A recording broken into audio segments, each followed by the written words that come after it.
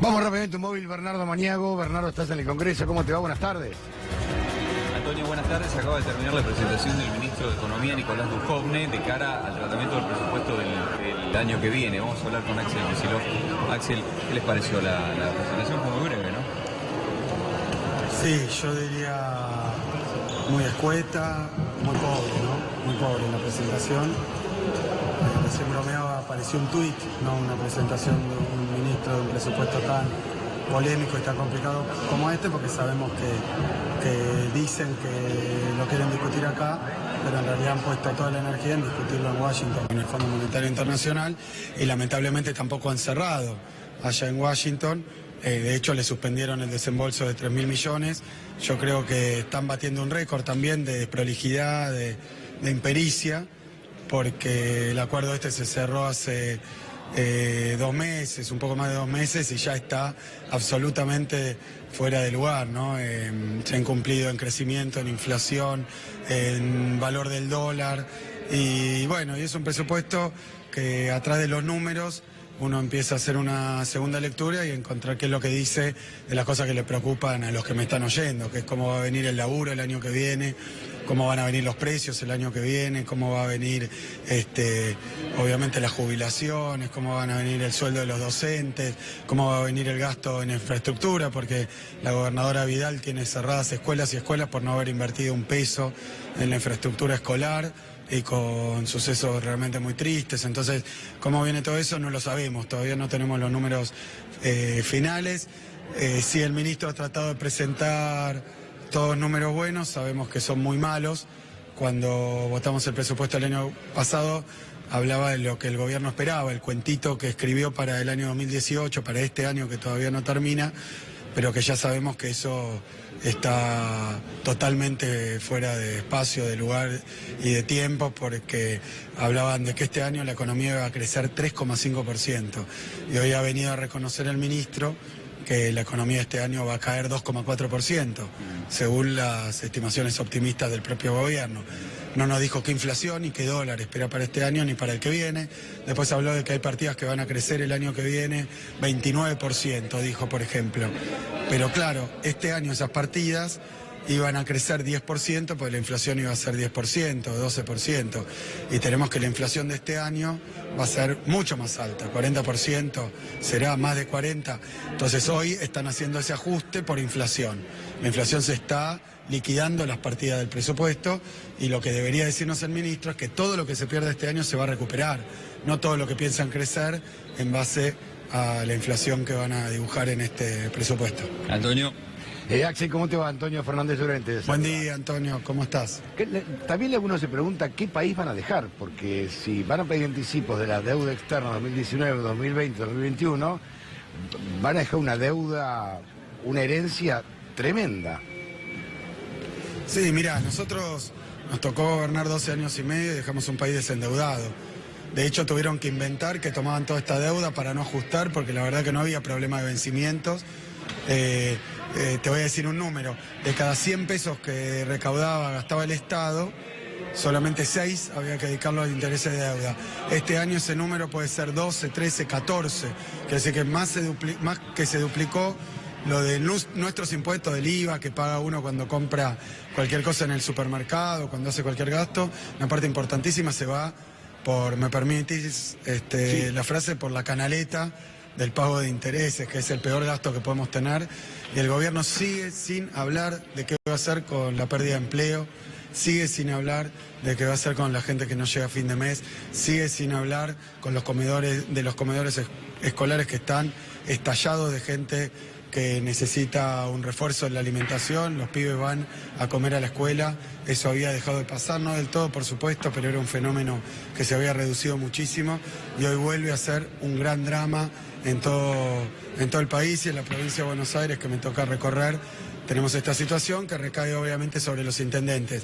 Ahora, ¿qué hizo el gobierno? Por decreto Macri le recortó el Fondo Federal Solidario, que es el fondo sojero, que iba a los intendentes para que puedan hacer algo de infraestructura escolar o mantenimiento de la situación social que está estallada. No, y aparte el tema salarial, ¿no? Porque con un dólar a 42 pesos, como a 40 pesos, y una proyección a 42 para el año que viene, el salario está en derrumbe permanente.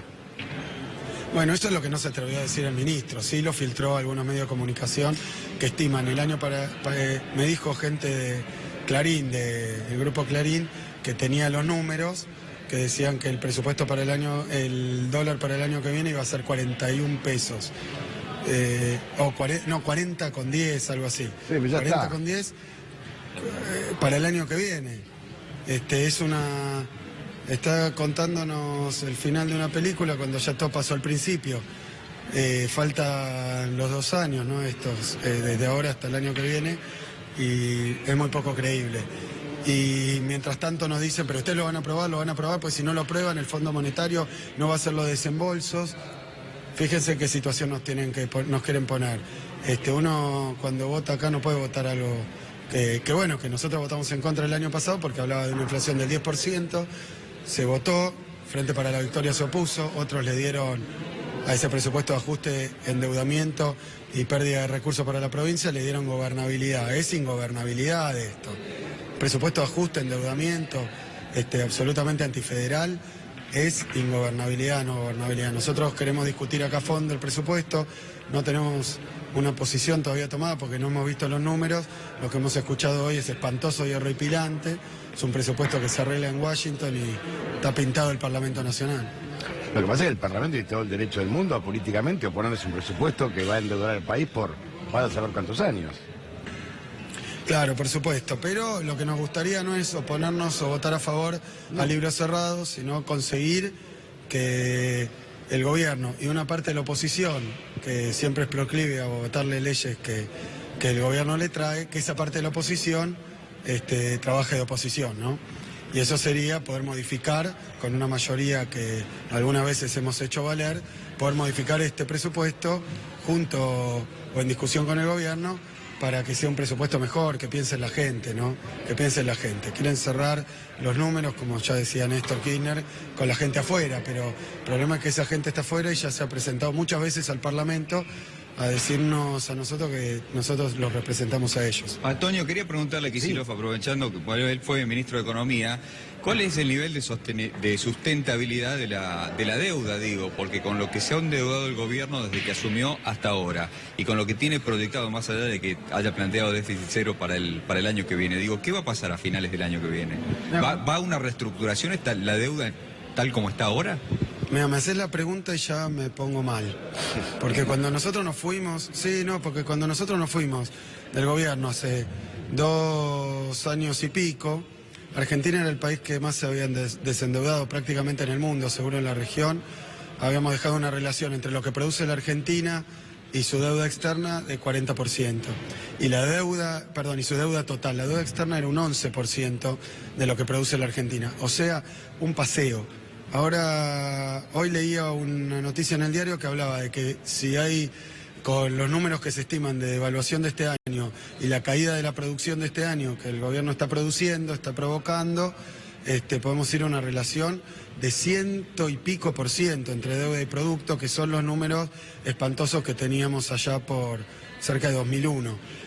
Yo no quiero adelantarme ni ser catastrofista, ni poner ningún fantasma. Lo que digo es que el gobierno tiene instrumentos de política económica, pero no los usa, o los usa para favorecer a sectores minúsculos. Si cambia la política económica no tenemos por qué tener un desastre, pero tiene que cambiar la política económica.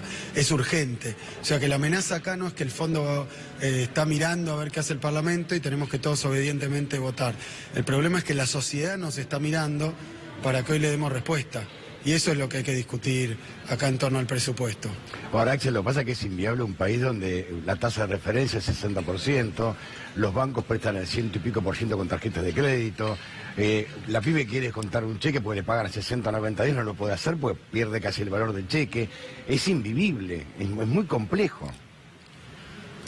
Absolutamente. Todas esas cosas que vos decís, la apertura importadora, vos fíjate, uno ve a los gigantes del mundo, China y Estados Unidos, y hay una guerra comercial entre dos potencias donde Estados Unidos pone medidas de protección para cuidar su industria. Si Estados Unidos tiene que cuidar su industria, siendo el país más avanzado del mundo, probablemente si Estados Unidos así tiene que cuidar su industria, con la tecnología, con los presupuestos que tiene, con lo que ha puesto el Estado en desarrollo tecnológico allí, con lo que es el sistema universitario, Imagínense nosotros qué vamos a hacer. Bueno, Macri abre las importaciones par en par y está fundiendo todo nuestro tejido industrial. Después pone la tasa a 60. Y bueno, sí, como vos decís, es muy difícil, pero esas son medidas. A ellos les gusta decir que, hoy lo dijo de nuevo el ministro, vino acá a hablarnos de Turquía, Brasil, del aumento de la tasa en Estados Unidos, de las guerras comerciales, pero los instrumentos de política económica o no los usan o los usan para favorecer a sectores muy concentrados a los que les va muy bien. Entonces no necesitan al Estado lo necesita la pyme, que tiene que tener una tasa de interés que pueda pagar. Ahí tiene que ir el gasto público, no a los grandes sectores especuladores, a los grandes sectores exportadores de materia prima. Todos esos sectores, o bueno, con los tarifazos que van a seguir, todos esos números, ¿cuál va a ser el tarifazo que nos espera el año que viene? Tampoco lo dijo el ministro. Entonces, todo lo que queremos saber y que hace a los problemas cotidianos de la gente, no lo dicen y lo ocultan, porque justamente quieren obstinadamente persistir en las mismas políticas, con los desastres que van generando. Axel, un fuerte abrazo, gracias. No, Antonio, gracias a vos. Gracias, Bernardo.